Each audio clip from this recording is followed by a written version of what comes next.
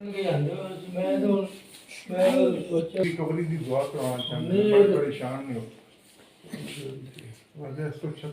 Hello अस्सलाम वालेकुम। मेरे ना गुर्दे फेल हो गए ने तो मैं वाश करावन आनी है भट्ठा चौक च ते मैं नाली खराब हो गई तो मेहरबानी करके नाली पा दो या चूल्हा बना दो। मेरा मियाँ फौत हो गया है, एक मेरा बेटा है 8 साल का और मेरे सिर ते कोई नहीं है। उन्होंने को गई समय चूल्हा बनवावन तो वो चलिया नहीं था तो फिर मैं वापसी फिर आ गई।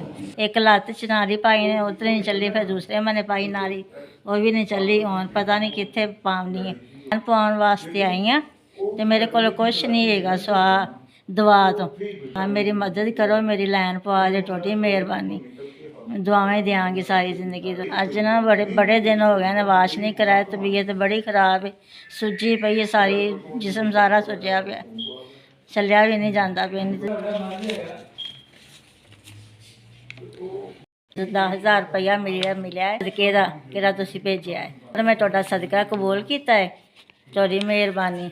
मियाँ सेहत तंदरुस्ती देवे तुहानूं, तुहाडे रोज़ी तुहाडी च बरकत पावे अल्लाह मियाँ, तुहाडी बीमारियां शमारियां तो तुहानूं अल्लाह बचावे इंशाअल्लाह। मेरी तो दुआ है तुहानूं, तुसीं मैनूं सदका दिता है, तुसीं मैनूं पैसे दिते ने, तुहाडी मेहरबानी।